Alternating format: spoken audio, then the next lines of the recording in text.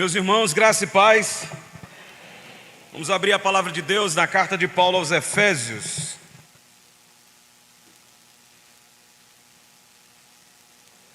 Carta do apóstolo Paulo aos Efésios, capítulo de número 1.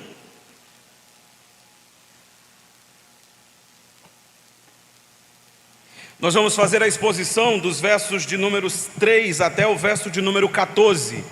Mas eu quero ler com os irmãos apenas o verso de número 3. Efésios capítulo 1, verso de número 3. Quem achou, diga amém. Está escrito assim: Bendito seja o Deus e Pai de nosso Senhor Jesus Cristo, que nos tem abençoado com toda sorte de bênção espiritual nas regiões celestiais em Cristo. Oremos uma vez mais. Pai Santo, nós estamos diante da Tua presença essa noite e temos plena consciência do quão miseráveis nós somos, ó Deus, do quão pecadores nós somos. E se nós estamos aqui reunidos nesse lugar, não é por nenhum mérito nosso, não é por nenhuma obra que houvéssemos feito, mas é única e exclusivamente pela obra do Teu Filho na cruz do Calvário. Se estamos aqui essa noite, é porque um dia o Teu Filho deixou o trono da Sua glória, tornou-se um de nós, foi humilhado até a morte, morte de cruz, e na cruz pagou o sacrifício pelos nossos pecados. E apenas por esse motivo nós estamos aqui essa noite para Te louvar, Te glorificar e exaltar o Teu santo nome.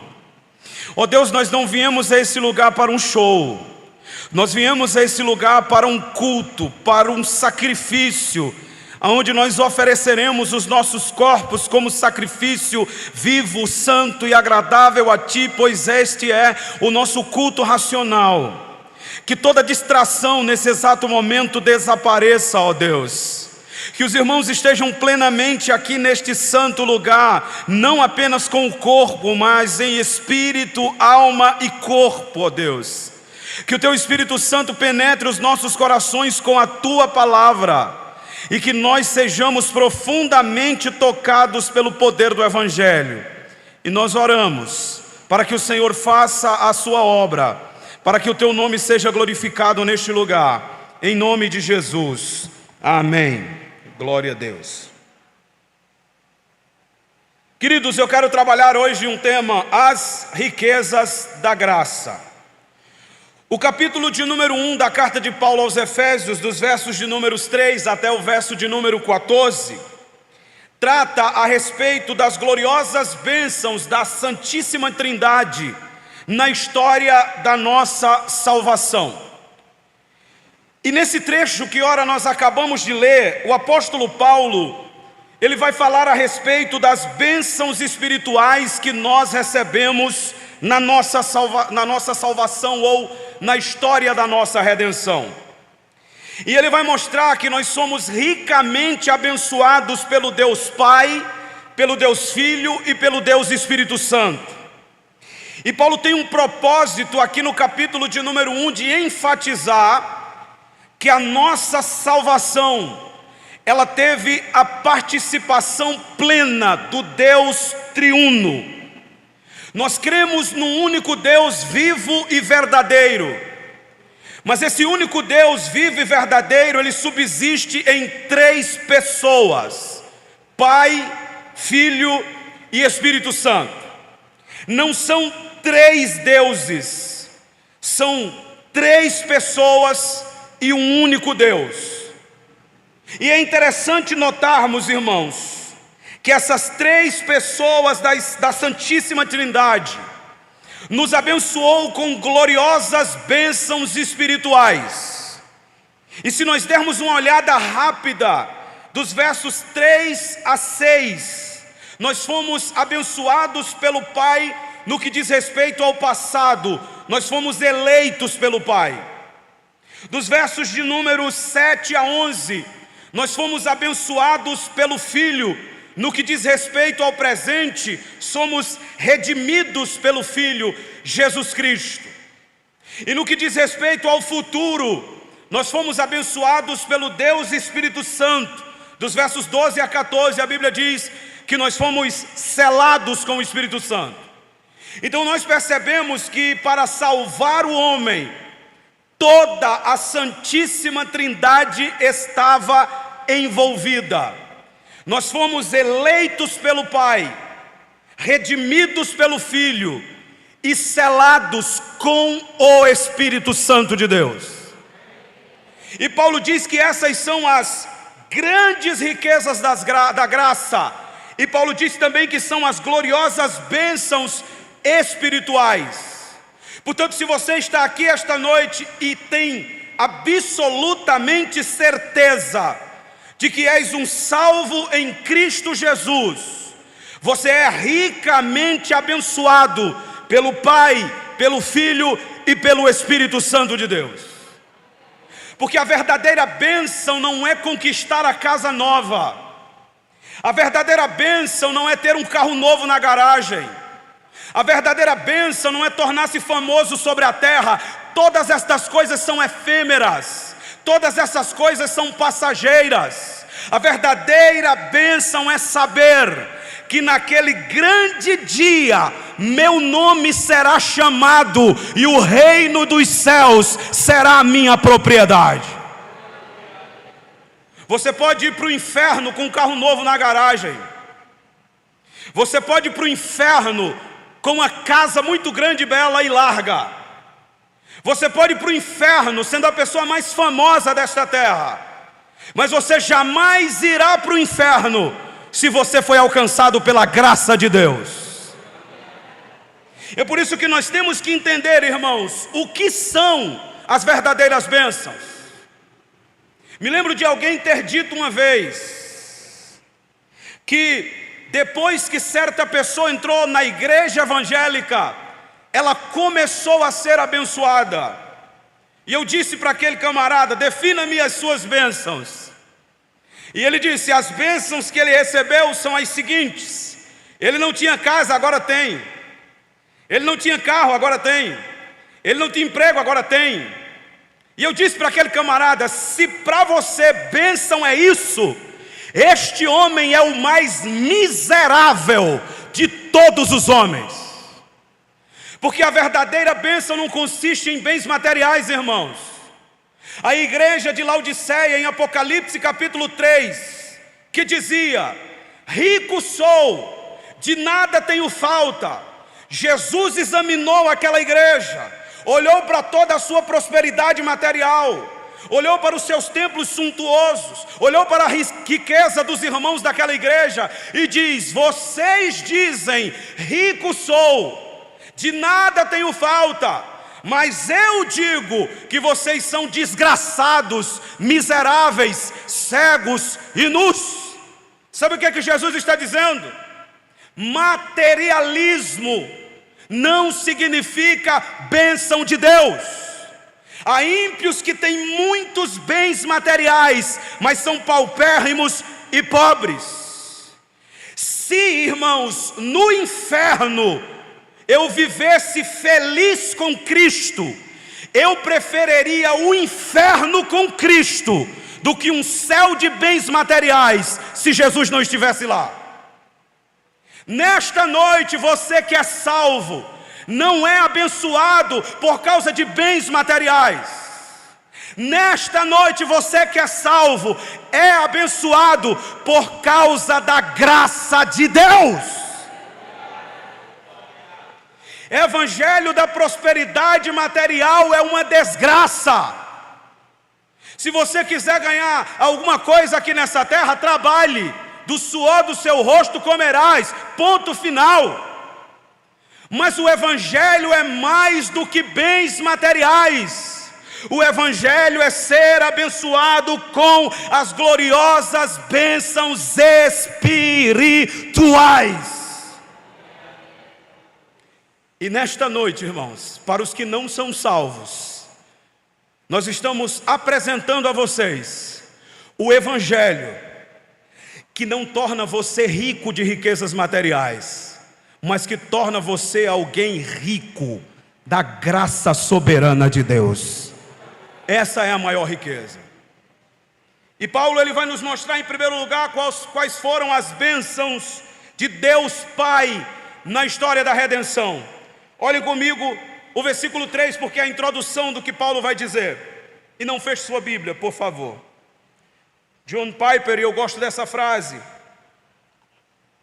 ele diz que o verdadeiro pregador é aquele que faz a congregação olhar para as Escrituras. Então não feche sua Bíblia. Verso 3: Bendito Deus e Pai de nosso Senhor Jesus Cristo, que nos tem abençoado com toda sorte de bênção espiritual nas regiões celestiais em Cristo. O versículo 3 aqui é uma introdução, é um louvor de Paulo ao Deus triuno.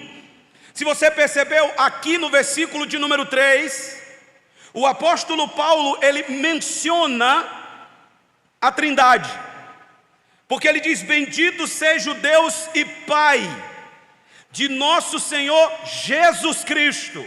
E aí ele cita as bênçãos espirituais provenientes do Espírito. Então só no verso 3, Paulo está louvando, glorificando e exaltando ao Pai, ao Filho e ao Espírito Santo pela obra da nossa salvação. E essa palavra bendito no grego é eulogetos, que significa louvado, exaltado, engrandecido. Perceba, irmãos, Paulo não economiza tinta. Paulo vai começar a falar das bênçãos espirituais, mas ele já começa adorando, ele já começa exaltando, ele já começa glorificando a Deus, porque o único que é digno de ser louvado, exaltado, glorificado, engrandecido é o Deus que nos salvou. Às vezes se economiza a glória a Deus na igreja, às vezes se economiza aleluia na igreja, às vezes se economiza palmas na igreja, mas quando o político está falando, as palmas rolam. Quando o político está contando mentiras, a gritaria rola. E é nada menos do que um homem carnal, falho, dizendo mentiras. Mas nesta noite aqui, nós estamos para louvar e bendizer aquele que está sentado num alto e sublime trono, qual os serafins cantam dioturnamente: Santo, Santo, Santo é o Senhor dos exércitos, e toda a terra está cheia da sua glória. Não é uma partida de futebol, não é um comício político, irmãos. É o Deus soberano de toda a terra e céu que está entre nós esta noite. Então bendito seja o Deus e Pai de nosso Senhor Jesus Cristo. Depois Paulo diz aqui no verso 3, que nos tem abençoado com toda a sorte de bênção espiritual. Note que ele não disse que vai abençoar, ele disse que tem abençoado.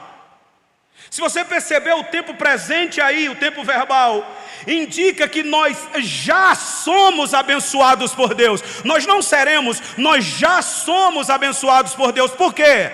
Porque a verdadeira bênção é a salvação. E tem crente que chega e diz: eu estou orando para Deus me abençoar. Então você não entendeu o que é salvação. Você pode orar para Deus abrir uma porta de emprego para você, não tem problema. Você pode orar para que Deus haja na sua vida em alguma área. Você pode orar para que Deus dê aquilo que você tem necessidade. Mas no quesito bênção, você já é abençoado com toda sorte de bênção espiritual. E irmãos, quando ele diz nos tem abençoado, ele já está começando o louvor dizendo: eu já tenho tudo o que eu necessito. O verdadeiro crente, irmãos, ele não reclama do que não tem, ele tem consciência do que tem, sabe que não merece e reconhece que é abençoado. Se você tem consciência do que Jesus é, você terá plena certeza do quão abençoado você é nesta noite. Note, E ele diz: com toda sorte de bênção espiritual. Não é bênção material. Paulo não é esses pregadores da prosperidade, que chegam em cima do púlpito prometendo aquilo que Deus nunca prometeu, que chegam em cima do púlpito dizendo o que Deus nunca mandou dizer, prometendo o céu na terra, prometendo felicidade em coisas passageiras. Não. Paulo diz que as riquezas que Deus nos deu são riquezas espirituais. Elas estão acima das riquezas materiais. As riquezas materiais são inferiores às riquezas espirituais. Não, você pode estudar, não tem problema. Não, você pode trabalhar, você pode conquistar. Não estou falando disso. Mas entenda de uma vez por todas: as bênçãos espirituais que você tem são suficientes para que você esteja alegre nesta noite, ainda que esteja faltando tudo na sua casa. As riquezas espirituais são suficientes. E aí Paulo vai começar falando das bênçãos do Pai. O que o Pai fez por nós? Veja comigo, versículo de número 4. A primeira bênção do Pai. Paulo diz: assim como nos escolheu nele, antes da fundação do mundo, para sermos santos e irrepreensíveis perante ele em amor. A primeira bênção que Paulo diz que o Pai nos deu foi a eleição. E esta, irmãos, é a maravilhosa doutrina da eleição de Deus. Infelizmente, essa doutrina da eleição, ela gera muitos debates sem sentido e infrutíferos entre pastores e teólogos, por causa de duas escolas de interpretação, o calvinismo e o arminianismo. E infelizmente, ao invés desses pastores estudarem a doutrina da eleição e glorificarem a Deus por serem eleitos pelo Pai, eles preferem ficar discutindo teologia, fazendo debates infrutíferos que não vão levar a pessoa a lugar nenhum. O propósito de Paulo aqui não é criar um debate. O propósito de Paulo aqui é dizer: adore a Deus, porque antes que os montes nascessem, antes que a terra fosse formada, antes que você nascesse, sem necessidade de nenhuma obra sua ou minha, o Pai já nos escolheu antes da fundação do mundo. Ele é soberano, irmãos, e Ele escolhe aqueles que serão salvos, e a estes é apresentado o Evangelho, e quando o Evangelho é apresentado a estes, eles creem e são salvos através de Cristo Jesus. Certo teólogo diz: tente explicar a eleição e você perderá o juízo. Tente negá-la e você perderá a alma. A doutrina bíblica da eleição significa, conforme o versículo 4, que antes da fundação do mundo, sem que o homem houvesse feito nenhuma obra, porque a salvação não é pelas obras. Você pode ser uma pessoa a seus olhos de bom coração, a seus olhos, porque não há um bom, não há um justo sequer, Romanos capítulo 3. Você pode dar esmolas às pessoas, você pode ter muitas obras de caridade, você pode ser uma pessoa aos seus olhos bonzinha, mas isso não é suficiente para a salvação. A salvação não é pelo que a gente faz, a salvação é pelo que Cristo fez na cruz do Calvário. E o Evangelho é uma humilhação de ego. O Evangelho, irmãos, é uma humilhação humana, do orgulho humano. Por quê? Porque a gente sempre quer receber recompensa por aquilo que a gente faz, mas no Evangelho você recebe a recompensa, mas não pode dizer: eu mereço, porque nós só merecíamos o inferno. Tudo que nós recebemos de Deus é por causa dele, é pela graça dele, por ele, para ele. São todas as coisas, glória pois a ele eternamente, amém. No Evangelho não há espaço para o orgulho humano, no Evangelho não há espaço para o ego humano. Só Deus é glorificado no Evangelho, só Ele. E note, Paulo diz: Ele nos escolheu, e isso mostra que a salvação é uma obra exclusiva de Deus. E quando é que a gente conhece os escolhidos? quando o evangelho é pregado fielmente, e quando esses escolhidos respondem com fé ao evangelho, creem no evangelho e entregam-se totalmente a Cristo como Salvador, aí nós conhecemos os escolhidos, porque os escolhidos Deus já conhece antes da fundação do mundo, mas nós não conhecemos. É por isso que a ordem é: pregue o evangelho, e todo aquele que crê será salvo. Veja que coisa interessante. João capítulo 15, versículo 16, Jesus diz: não fostes vós que escolhestes a mim, antes eu escolhi a vós, e vos nomeei para que vocês vão e deem muito fruto. João capítulo 6, versículo 44, Jesus disse: ninguém pode vir a mim se o Pai não o trouxer. João capítulo 10, versículo 16, Jesus disse: ainda tenho outras ovelhas que não são desse aprisco, a mim me convém agregar estas. E Deus disse a Jeremias, capítulo 1, versículo 5: antes que você nascesse, eu te conheci. E antes que você saísse do ventre da sua mãe, eu escolhi você, e as nações eu lhe dei por profeta. A salvação não depende do homem. Paulo diz em Romanos capítulo 9, versículo 16, que não depende de quem quer nem de quem corre, mas sim de Deus, que usa de misericórdia.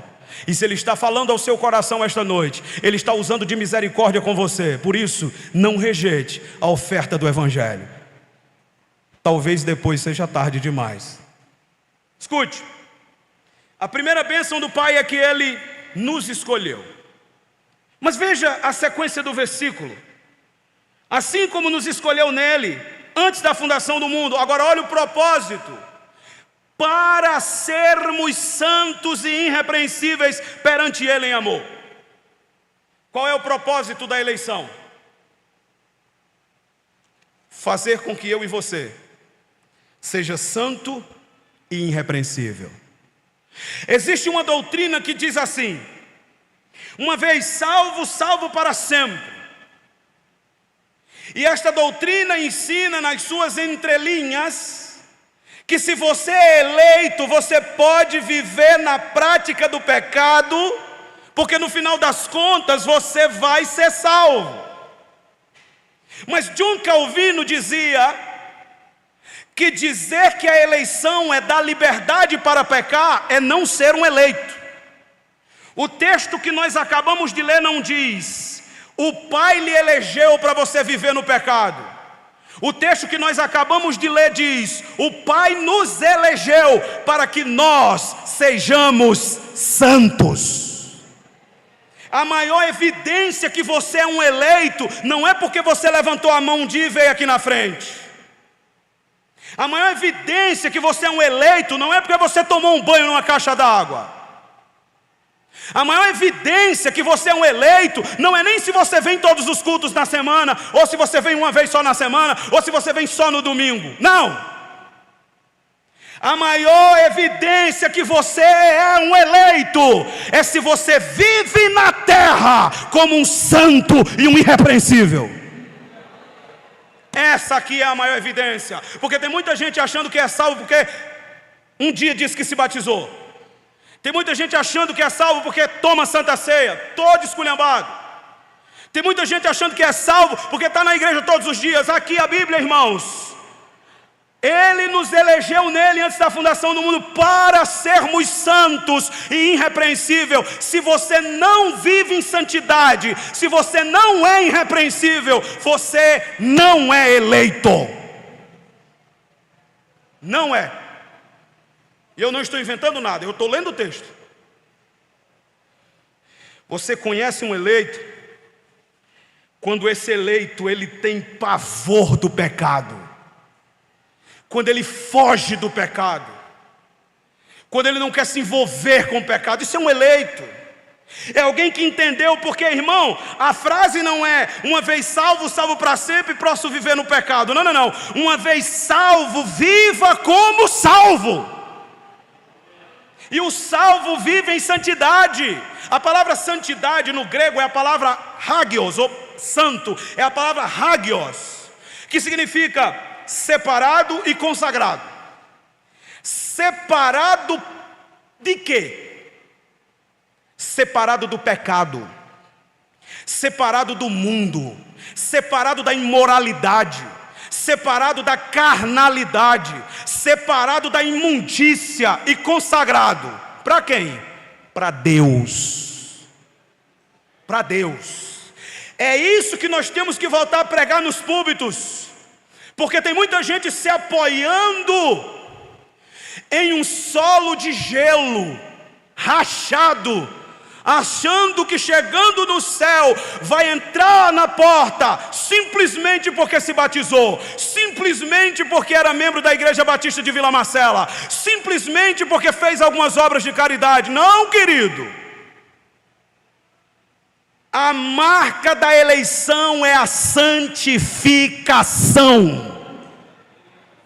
Se não é santo, vai para o inferno, mesmo que tenha se batizado, mesmo que participe de ceia, mesmo que tenha umas 300 Bíblias na sua casa. Se não é santo, é inferno. É inferno. E qual é o nível da nossa santidade, irmão?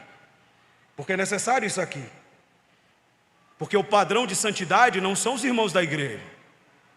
Procure um irmão piedoso na igreja e diga assim: fulaninho ali, ó, é piedoso. Observa a vida desse irmão ali, é um camarada piedoso. A irmã também é piedosa. Acho que o nível de santidade é ela. Se eu conseguir ser santo que nem o irmão fulano, se eu conseguir ser santa que nem a irmã fulana, está de bom tamanho. Não. O nosso padrão de santidade é Deus. Irmãos, estão esculhambando o evangelho. Desculpem-me, mas estão fazendo igual a igrejas aí que eu conheço. Passa a semana inteira pecando, assistindo pornografia no celular, no computador, fazendo todo tipo de safadeza, vivendo uma vida totalmente imoral lá fora, envolvido com o mundo ainda está dentro dele, dentro dela. Aí diz: não, domingo eu vou para a igreja e está tudo certo. Coisa nenhuma. Ou você se arrepende e se converte de verdade, ou você vai para o inferno. Mas a porta da graça ainda está aberta esta noite. Arrependa-se e creia no evangelho para ser salvo. Nós não viemos aqui para pagar nada não, irmão. Vou lá que eu pago meus pecados. Não, o pecado já foi pago na cruz. Mas aqueles que experimentaram a libertação de Cristo têm que viver como pessoas livres aqui na terra. Veja qual é o nosso padrão. 1 Pedro capítulo 1. Não é um irmão da igreja. Às vezes tem um irmão, né, que a gente olha e diz: fulano é santo. O padrão é não, o padrão é Deus. O padrão de santidade da gente é inatingível. Isso significa o quê? Que a gente nunca deve desistir. Todo dia eu tenho que acordar pensando: eu tenho que ser mais santo, eu tenho que buscar mais ser santo, porque eu nunca serei ser santo como Deus. Mas isso não significa que eu tenho que parar de buscar. Eu tenho que continuar. John Wesley dizia que a conversão tira o homem do mundo, mas a santificação tira o mundo do homem. Escute, 1 Pedro 1,13. Por isso, cingindo o vosso entendimento, sede sóbrios e esperar inteiramente na graça que vos está sendo trazida na revelação de Jesus Cristo. Olha o 14. Como filhos da obediência, não vos amoldeis às paixões que tinham anteriormente na vossa ignorância. Sabe o que Pedro está dizendo? Converteu, meu filho? Converti. Então pare de se comportar como você se comportava antes. Que história é essa, irmão? Que se converte, vem para a igreja, se batiza, participa da ceia, mas quando você observa a vida, está do mesmo jeito do mundo, ou pior que o mundo. Não! Deixa eu fazer uma pergunta boba para vocês. Se eu saísse ali na rua e uma carreta carregada de fruta passasse por cima de mim, eu ficaria do mesmo jeito? Sim ou não? Então, se uma carreta passa por cima de alguém e não deixa a pessoa do mesmo jeito, você acha mesmo que o Deus Todo-Poderoso, quando Ele bota as mãos em alguém, essa pessoa vai permanecer do mesmo jeito? De forma nenhuma. Olha o que Pedro está dizendo, irmãos. Não se amoldem, a ideia é, não entre na forma do mundo, não deixe o mundo modelar você. Você é crente, você é salvo, então não viva mais como você vivia anteriormente. Faça as pessoas olharem para você e dizer: você não é mais o mesmo. Isso é evangelho, isso é transformação. Igreja não é um clube social, irmãos. Igreja é uma oficina. A gente chega todo quebrado e sai restaurado para a glória de Deus. Não é clube social. Hoje eu estou aqui brincando, não. A gente está tratando sobre a eternidade. Eu estou falando aqui hoje sobre a coisa mais importante da minha e da sua vida. Aonde você vai passar a eternidade? No inferno ou no céu? Veja o texto. Aí Pedro diz no verso 15: pelo contrário, como é santo aquele que vos chamou, que lindo. Como é santo aquele que vos elegeu, como é santo aquele que vos escolheu. Sede santos em toda a vossa maneira de viver. Viva como um santo. Eu vou fazer uma pergunta, responda para si mesmo esta noite. O estilo de vida que você está levando representa o reino de Deus? O seu comportamento fora daqui, alguém olha para você e vê Deus em sua vida? Ou as pessoas não conseguiram entender que houve uma transformação? Irmãos, eu usei esse exemplo aqui quando estava ministrando para os jovens. Paulo diz em Romanos 12:2: não vos conformeis com o mundo, mas transformai-vos pela renovação do vosso entendimento. Você sabe o que significa a palavra transformar? No grego, metamorfô, de onde vem a nossa palavra metamorfose. E sabe o que significa? Mudança total de aparência, de substância e de essência. A ideia é a lagarta que se transforma em borboleta. Isso é metamorfose. Você sabe muito bem, não é? Que aquela borboleta nada mais é do que uma lagarta transformada. E a gente sabe disso. Mas se a gente não soubesse disso e eu dissesse para você aqui, mostrando uma borboleta, ó, essa borboleta aqui era uma lagarta. Era um ser que se arrastava pelo chão, que se entortava todo, um ser nojento, que as mulheres têm até nojo, não é? Mas olha como ficou bonito agora. Se você não conhecesse o processo, você dizia: não, eu não acredito. Eu não acredito que essa linda borboleta era um bicho feio desse aqui que se arrastava pelo chão. É algo que as pessoas não conseguem acreditar. Isso aconteceu com você?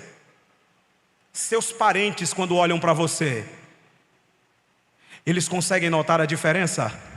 Que você não é mais lagarta, mas agora está como uma borboleta? Eles conseguem notar que você mudou? Ou você está do mesmo jeito? Ao ponto deles olharem para você e dizer assim: crente como tu, quero ser não, tu não mudou nada. O evangelho não é uma brincadeira, irmãos. Nós não viemos aqui para brincar. Nós viemos aqui para ouvir a palavra de Deus. E a palavra de Deus alegra o coração do santo, mas irrita o profano. Sede santo em toda a vossa maneira de viver. Agora olha o padrão, versículo 16.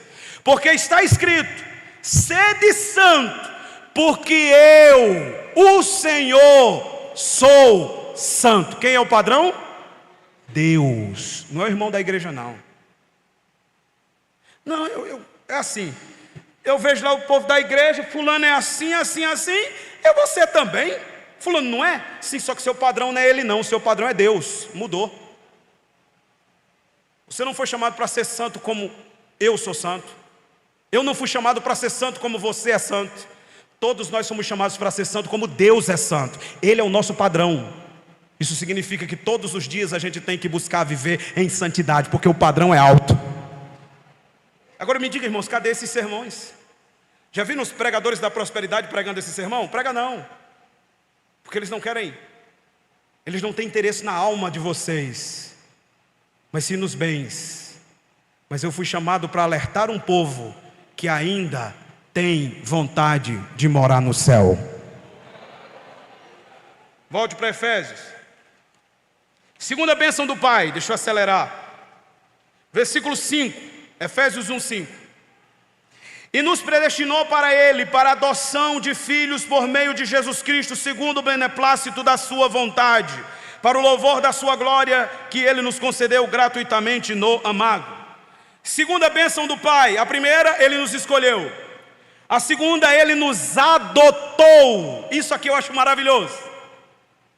Porque se você que está aqui nessa noite, você não aceitou Jesus como Salvador da sua vida, você não é filho de Deus. A Bíblia diz em João capítulo 1, versículo 12, que nós só nos tornamos filhos de Deus quando nós cremos em Cristo. Aqueles que creem em Cristo, Deus deu-lhes o poder de serem feitos filhos de Deus. Só é filho de Deus se crê em Cristo. Se não crê, é só criatura. Mas Paulo está dizendo aqui que Ele nos adotou na família dEle. Eu acho lindo isso aqui, irmãos. Por quê? Porque Deus, quando Ele nos adota de antemão. A palavra aí é predestinou para a adoção. Nós não fizemos nada, mas Ele nos escolheu de antemão para sermos seus filhos. E sabe o que eu acho mais bonito? É que os pais humanos, quando eles adotam os filhos, eles podem dar para eles bens materiais, podem dar para eles roupas, podem dar para eles herança, mas o pai não pode transferir o seu caráter para um filho adotivo. Vocês já perceberam isso? Adota-se, pode dar qualquer coisa, menos o caráter. É por isso que muitas vezes você diz assim: rapaz, não tem os meus traços. Por quê? Porque é um filho adotivo. E só o que pode dar são coisas externas. Você não pode transmitir o seu caráter para o filho adotivo. Mas na família de Deus é diferente. Deus nos escolhe e nos adota. E além dele nos abençoar, Ele também transfere para nós a sua natureza. De maneira que como filhos adotivos, nós recebemos o caráter de Deus. É isso que a salvação, irmãos, é eu andar nesta terra, manifestando ao mundo o caráter do meu Pai, Deus. Você já viu como na família, quando a gente está fazendo alguma coisa, eu pareço muito com meu pai.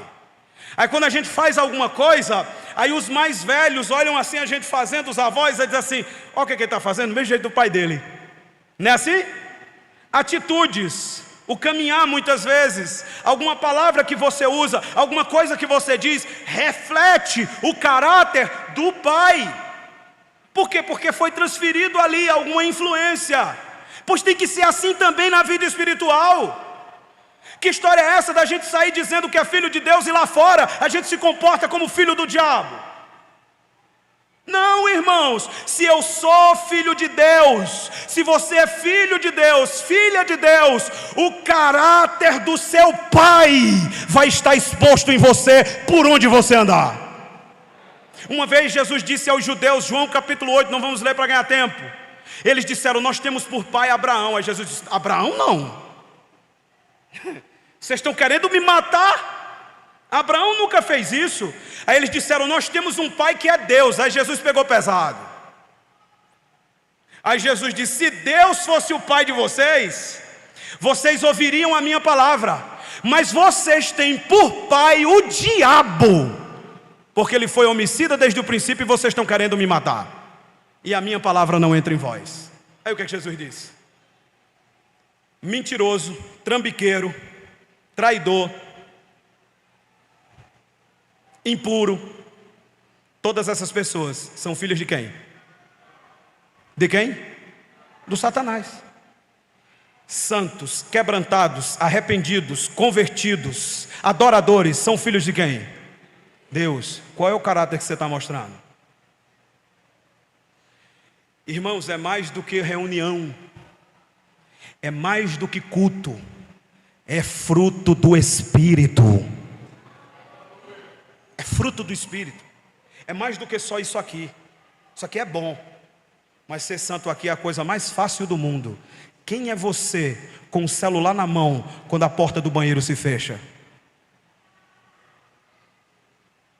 Quem é você quando você está longe dos seus pais? Quem é você quando você está longe da sua esposa, do seu marido?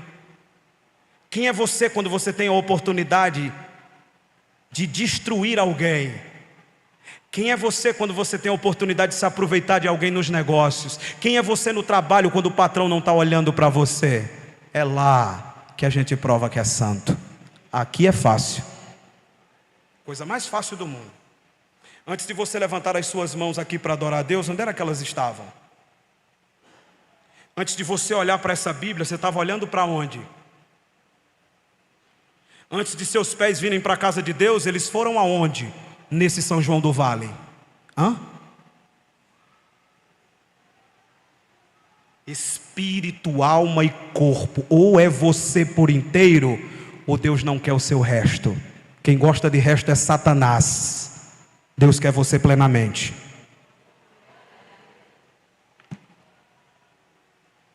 Duro é esse discurso, né, irmãos? E eu pedi a Deus, Senhor, me dê uma coisa mais leve. Eu acho que não está para bolo hoje não, né? Hoje está mais para mocotó.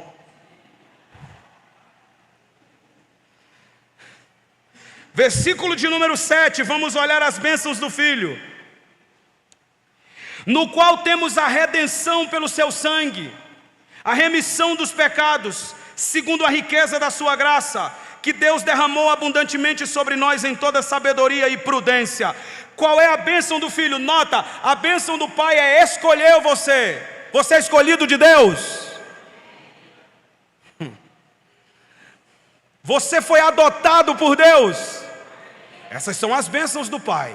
E quais são as bênçãos do Filho? Porque nota, o Pai escolheu, o Pai elegeu, o Pai adotou, mas isso foi na eternidade passada. Para que a salvação fosse concretizada no presente, Jesus teve que morrer. E isso aqui eu quero que você saia com isso para casa hoje. Nós somos tão maus que o Filho de Deus teve que morrer no nosso lugar. Já imaginou isso, irmão? Não, Jesus não foi à cruz, irmão, porque Judas traiu ele, não. Jesus não foi à cruz porque Pedro negou. Jesus não foi à cruz porque o povo disse, solta Barrabás, crucifica Jesus. Não, Jesus foi à cruz por causa do meu e do seu pecado. A culpa é nossa. Então, pelo amor de Deus, quando você pensar na cruz, pensa nisso. Eu sou o culpado do Filho de Deus ter sido crucificado. Irmãos, eu não sei como é que a pessoa escuta uma palavra dessa e não se arrepende e muda de vida. Quando eu paro para pensar nisso, eu tremo. Eu fui o culpado para que o Filho de Deus derramasse o seu sangue. Como eu sou terrível. O meu objetivo hoje é que você saia daqui reconhecendo o quanto você é mau e pare de pensar que você é bonzinho. Nós somos tão maus que o Filho de Deus morreu na cruz para nos salvar. Era o único meio.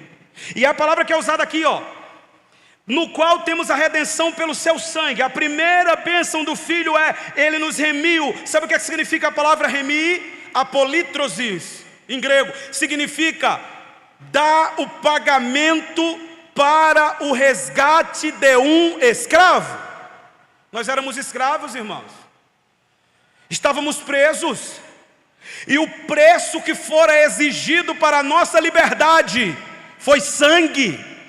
Mas não um sangue qualquer. O seu sangue não servia, o meu sangue não servia, o sangue de nenhum ser humano servia. Tinha que ser sangue puro, tinha que ser sangue de alguém que nunca pecou. E não tinha nenhum homem desse na terra. Todos pecaram, destituídos estão da glória de Deus. Não havia um homem que pudesse morrer pela humanidade, porque todos pecaram. Sabe o que Jesus fez? Eu vou me tornar um deles. Eu vou representar a humanidade. e eu vou pagar o preço deles, morrendo e derramando meu sangue justo por pecadores miseráveis. Foi isso que aconteceu, meus irmãos. Não tinha ninguém na terra, foi obrigado ele descer do céu. Ele abriu mão da sua glória, ele abriu mão da adoração dos anjos, ele abriu mão dos louvores, ele abriu mão do trono, ele abriu mão de tudo para ser cuspido na cara. Você acha mesmo, irmão, que a gente tem que brincar com essa história? Chutaram ele, bateram nas costas dele com um chicote que arrebentou todas as suas costas, quebrou as suas costelas, cuspiram na cara dele, humilharam ele, penduraram ele numa cruz, pregaram ele na cruz, furaram o seu lado com uma lança, colocaram uma coroa de espinhos na cabeça dele, por você. E o que você faz por ele?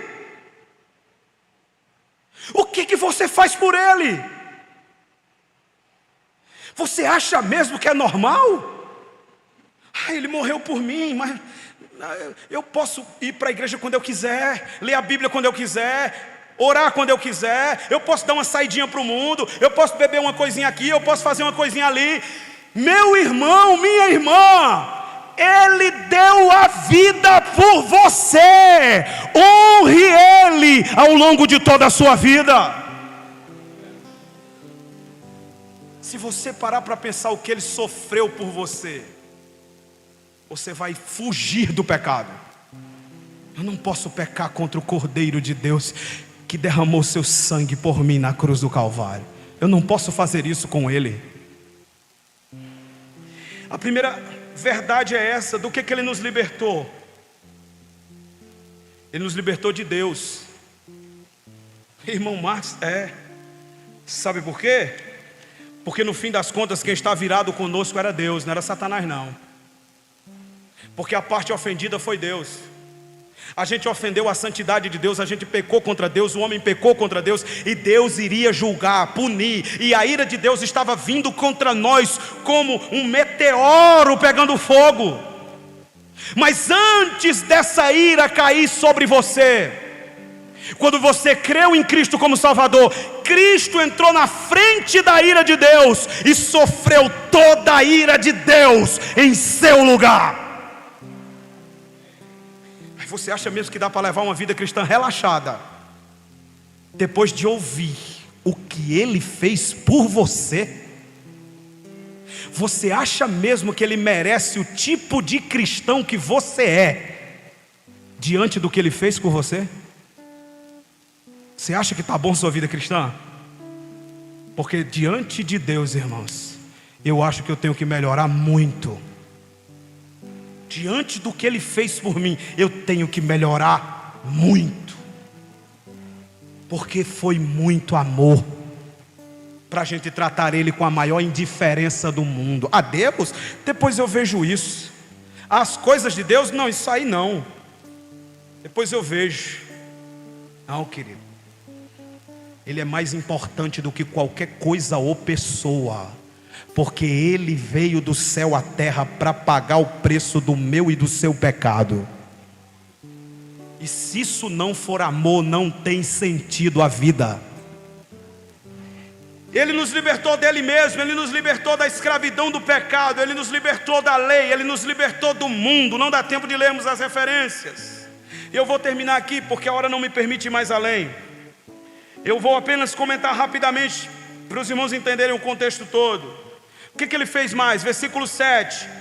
O Filho, pelo seu sangue, operou a remissão dos nossos pecados. O que é remissão do pecado? A palavra remissão aqui significa perdoar o pecado, mas não apenas perdoar. A palavra remissão aqui significa apagar o pecado. Irmão, isso é lindo. Porque diante de tudo que a gente falou aqui, quão pecadores nós somos. Mas quando a Bíblia diz que no Filho houve a remissão dos nossos pecados, o texto está dizendo que os nossos pecados foram apagados. Quando Deus nos perdoa, Ele não apenas diz estão perdoados. Quando Deus nos perdoa, Ele apaga os nossos pecados, como se a gente nunca tivesse cometido eles. Isso é perdão. Isaías 43, 25, o profeta diz, Deus tomando a boca dele: eu sou o que apago as tuas transgressões, e dos teus pecados eu não me lembro mais. Tudo que você cometeu no passado, todo pecado que você fez fora da presença de Deus, por mais hediondo que seja, por mais horroroso que seja, no dia que você crê em Cristo, sinceramente, os seus pecados são apagados. É promessa de Deus. Você não será julgado pelos seus pecados do passado, porque Deus passou a borracha neles, apagou. Irmãos, como não viver em santidade para um Deus tão grande? Escute, Ele nos remiu, Ele nos perdoou. E o que Ele fez mais? Versículos 8 a 10, rapidinho. Que Deus derramou abundantemente sobre nós em toda a sabedoria e prudência, desvendando-nos o mistério da sua vontade, segundo o seu beneplácito, que propuseram em Cristo, de fazer convergir nele, na dispensação da plenitude dos tempos, todas as coisas, tanto as do céu como as da terra. Chamo sua atenção para o verso 9. Desvendando-nos o mistério da sua vontade. Qual é a terceira bênção do Filho? Ele nos revelou a vontade de Deus. Obrigado, irmão.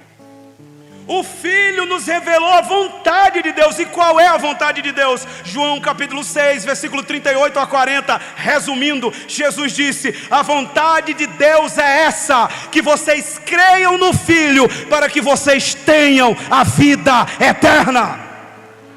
De maneira que a gente só vai para o inferno se quiser. Se for da sua vontade, você vai para o inferno, porque a vontade de Deus é que você creia em Cristo para ter a vida eterna.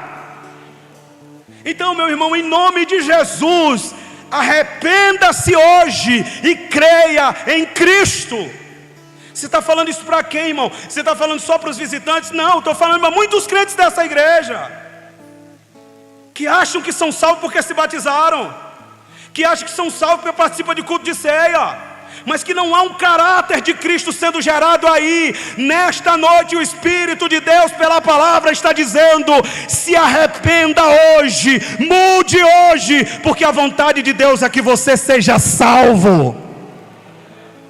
Salvação está além do batismo, salvação está além da ceia, salvação está além da religiosidade. Ser salvo não é ter o nome no hall de membros da igreja, ser salvo é ter o nome no livro da vida.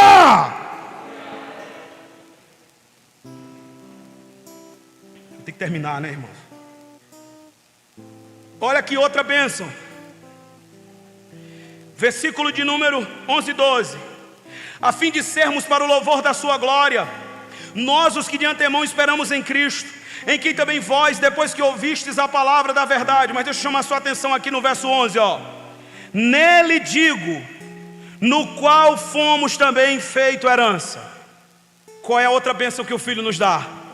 Ele nos torna herdeiro dele mesmo e dos céus.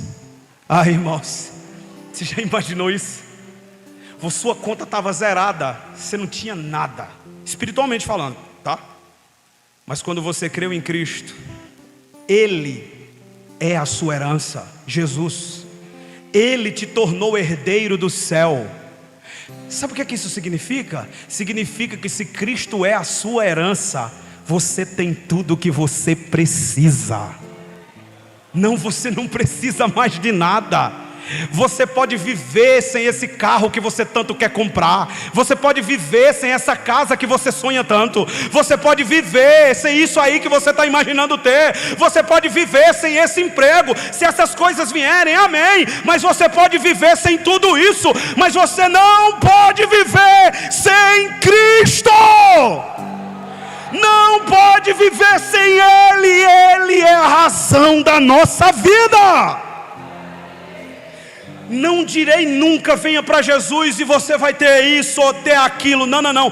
Venha para Jesus e você vai ter Jesus. Esse é o convite. É convidar você para Ele mesmo, que Ele é a nossa herança. Vamos terminar aqui com as bênçãos do Espírito, rapidinho. Senão eu passo 3 horas aqui. Tem uns irmãos que já estão com a cara feia. Estou brincando, irmão. Tem não. Eu vi 1 ou 2, mas é normal. Versículo de número 13. Vamos ver aqui quais é as bênçãos do Espírito. Bênçãos do Pai, Ele nos escolheu, Ele nos adotou. Bênçãos do Filho, Ele nos remiu, Ele nos perdoou, Ele nos revelou a vontade de Deus e Ele nos fez herança. Bênçãos do Espírito, versículo 13. Em quem também vós está, depois que ouvistes a palavra da verdade. Note aqui, ó, eu não posso passar disso aqui, e eu estou no tempo ainda. Em quem também vós estáis, depois que ouvistes a palavra da verdade, o evangelho da salvação. Ninguém está em Cristo sem ouvir essa palavra. Ninguém. Por isso, irmão, se você tem costume de escutar cultos em igrejas, seja no YouTube ou visitando, ou seja lá o que for, que não prega esta palavra, as pessoas que estão lá não estão em Cristo. Porque a única forma de estar em Cristo é ouvindo esta palavra fielmente, como está sendo exposto essa noite. O evangelho da vossa salvação, a boa notícia da salvação, tendo nele também crido. Quando você ouve a palavra, ouve o evangelho e crê no evangelho, aí vem a bênção do Espírito. Fostes selados com o Espírito Santo da promessa. E o que é o selo do Espírito Santo? O próprio Espírito Santo. Porque a Bíblia diz em Romanos capítulo 8, se alguém não tem o Espírito de Cristo, esse tal não é dele.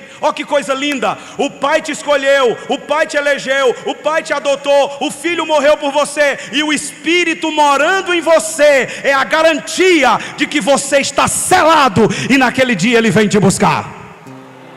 Que evangelho maravilhoso, irmãos! Que evangelho maravilhoso! Quem somos nós? Escolhidos, adotados, remidos, perdoados e selados com o Espírito Santo. Deixa eu explicar para vocês o que significa selo aqui. O selo, na época bíblica, quando um senhor queria comprar ovelhas bem cuidadas, sem mancha, sem defeitos, ele enviava um servo, e aquele servo vinha, e aí ele examinava as ovelhas mais belas que tinha. Aí ele dizia assim: eu quero essas aqui. Aí ele pagava por aquelas ovelhas. E o que é que ele fazia? Ele selava aquelas ovelhas, ferro quente. Os irmãos que já criaram animal aqui sabem como é. É a marcazinha do dono. Aí queima aqui, isso ali se chama selo. Podia ser um selo de carta, mas o que Paulo está usando aqui é esse selo aqui. Aí marcava as ovelhinhas, e aí um empregado ficava cuidando daquelas ovelhas, até o senhor das ovelhas decidir vir buscar elas e levar para a fazenda. Quando Paulo diz que nós fomos selados pelo Espírito, sabe o que ele está dizendo? O Espírito de Deus, Ele selou aquelas ovelhas que o sangue do Filho comprou. E breve, o dono das ovelhas, irmão, vai vir do céu. E a garantia que você vai subir é se você creu em Cristo, ouviu o evangelho da salvação e foi selado pelo Espírito. Porque lá não sobe quem fez obra de caridade, lá não sobe quem é bonzinho na terra, lá só vai subir quem foi selado pelo Espírito Santo. E se você está selado pelo Espírito essa noite, não se preocupe, quando a trombeta tocar, todos os selados vão subir ao encontro do Rei dos Reis e Senhor dos Senhores. Vale a pena, irmãos, morrer por Cristo nessa terra. Segunda bênção do Espírito, verso 14: o qual é o penhor da nossa herança, até o resgate da sua propriedade, em louvor da sua glória. Além dele selar, ele dá o penhor. O que é o penhor? Primeira prestação de uma conta. É uma linguagem aqui comercial que Paulo está usando. Sabe o que ele está dizendo? O Espírito Santo morando em você é a garantia que você é dele. É a garantia que você é propriedade de Deus. E é a garantia de que Ele vem buscar você e arrancar você dessa terra. Irmãos, só é selado quem não tem mais prazer no pecado. Só é selado quem não tem mais prazer nesse mundo. Só é selado quem vive para Deus inteiramente. E eu quero crer que nesta noite muitos entre nós são selados. Mas quero dizer para aqueles que ainda não são, que ainda dá tempo do fogo do Espírito marcar você e selar você com a identidade do Pai, para que quando Ele voltar você possa subir também. E aí nós vamos terminar do jeito que começamos, com o louvor de Paulo, versículo 3. Bendito seja o Deus e Pai de nosso Senhor Jesus Cristo, que nos tem abençoado com toda sorte de bênção espiritual nas regiões celestiais. Como terminar esse sermão? Dizendo assim: glória ao Pai, porque Ele nos elegeu. Glória ao Filho, porque Ele morreu por nós. E glória ao Espírito, porque Ele nos selou. Tudo para o louvor da sua glória. Meu irmão, essas são as bênçãos espirituais. Isso que eu te apresentei essa noite é o Evangelho. Isso que eu te apresentei essa noite é a única oportunidade que você tem de ser salvo. O inferno não foi criado para os homens. O inferno foi criado para o diabo e seus anjos, mas os homens insistem em ir para lá. Mas nesta noite a porta da graça está aberta. E você pode ser selado hoje e tornar-se um herdeiro do céu. Eu vim para assombrar você mesmo, porque é melhor você ser assombrado aqui do que você passar a eternidade inteira no inferno. Eu quero ver você no céu. Por isso eu lhes preguei o Evangelho. Fiquemos em pé, o grupo de